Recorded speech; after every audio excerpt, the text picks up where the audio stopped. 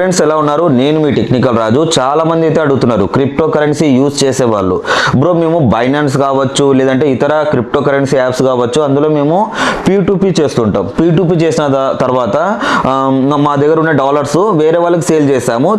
తర్వాత వాళ్ళు మాకు మనీ పంపించారు, ఇండియన్ కరెన్సీలో మనీ బ్యాంక్ ట్రాన్స్ఫర్ చేశారు, యూపీఐ చేశారు. తర్వాతకి ఒక 3-4 డేస్ తర్వాత ఒక 1 మంత్ దాకా ఏమైతే అయ్యలేదు, తర్వాతకి అకౌంట్ అనేది ఫ్రీజ్ అయింది.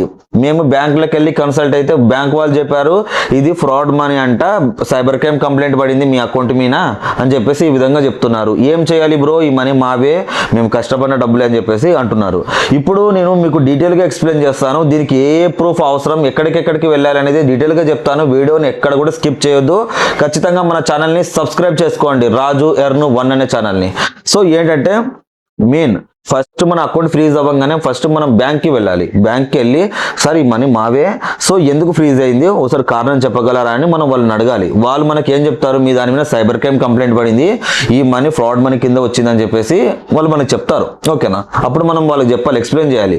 సార్ మేము బైనాన్స్ అనే ఒక యాప్ యూజ్ చేస్తున్నాం, క్రిప్టో కరెన్సీ అనే ఒక యాప్స్లో మేము P2P చేయడం ద్వారా మాకు మనీ అయితే రావడం జరిగింది, మేము డాలర్స్ అనేది సేల్ చేసాము, మనకు ఇండియన్ కరెన్సీలో మనీ అయితే పంపించారని చెప్పేసి వాళ్ళు డీటెయిల్గా ఎక్స్ప్లెయిన్ చేయాలి. ఓకేనా?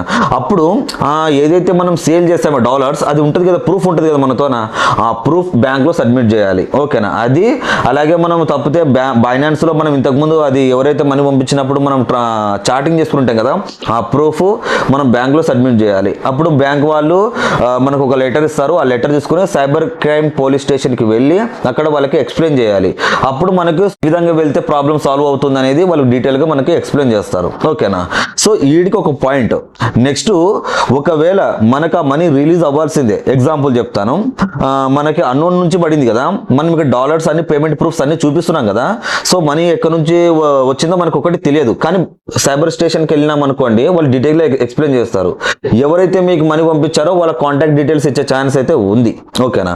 అప్పుడు ఏమవుతుంది, మనం డైరెక్ట్గా వాళ్ళకి కాల్ చేసి మీకు ఎందుకు నేను ఆల్రెడీ బైనాన్స్లో మీకు డాలర్ సేల్ చేశాను, తర్వాత కంప్లైంట్ ఎందుకు వేశారని చెప్పేసి మనం అవతల వాళ్ళతోనే మాట్లాడుకోవాలి.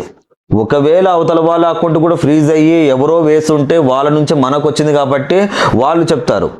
ఓకేనా? వాళ్ళు ఉండి ఇప్పుడు మనం ఏం చేయాలంటే వాళ్ళ నుంచి వాళ్ళ దగ్గరుండే పోలీస్ స్టేషన్కి, అదే సైబర్ క్రైమ్ పోలీస్ స్టేషన్కి వెళ్ళి వాళ్ళు ఈ విధంగా చెప్పాలి, సార్ ఈ మనీ నేను జెన్యూన్ పర్సన్కే పంపించాను, సో నా దాంట్లోనే వేసుకోండి అని చెప్పేసి అవతల వ్యక్తి, మీకు పంపించిన వ్యక్తి కనుక చెప్పాడు అనుకోండి, మీ అకౌంట్ అన్ఫ్రీజ్ చేసేసి మీ మనీ మీకు రిలీజ్ అయితే చేస్తారు.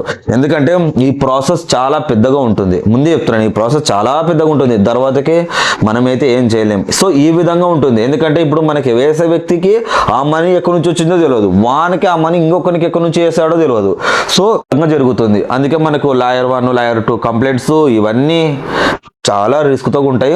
సో కొంచెం జాగ్రత్తగా అయితే ఉండండి. ఇంకొకటి ఏంటంటే మన బైనాన్స్లో కానీ ఏ దాంట్లోనైనా సరే కేవైసీ వెరిఫై ఉంటుంది చూడండి, దాని ద్వారా కొంచెం మనకి అంటే సేఫ్ అవుతుంది అనమాట. అన్నోన్ పర్సన్ నుంచి మాత్రం పేమెంట్ తీసుకున్నారనుకోండి, రిస్క్ పడతారు. అందుకే చెప్తున్నాను, క్రిప్టో ద్వారా ఎవరైనా సరే అకౌంట్ ఫ్రీజ్ అయితే, ఇప్పుడు నేను ఏ విధంగా చెప్పానో ఈ రూల్స్ ప్రకారం మీరు చేసుకుంటే మాత్రం మీ అకౌంట్ అన్ఫ్రీజ్ అయ్యే ఛాన్స్ 95% అయితే ఉంటుంది. ఇప్పుడు బ్యాంక్కి వెళ్ళాలి, తర్వాత పోలీస్ స్టేషన్కి వెళ్తే వాళ్ళు మన ట్యూషన్ అనేది చెప్తారు. ఓకేనా? సో ఈ వీడియో మీకు ఎట్లా అనిపించింది? ఖచ్చితంగా డౌట్ ఉంటే కింద కామెంట్ చేయండి. ప్రతి ఒక్కరు లైక్ చేయండి. మినిమం 200 లైక్లు అయితే టార్గెట్ పెడుతున్నాను. ప్రతి ఒక్కరు సబ్స్క్రైబ్ చేసుకోండి.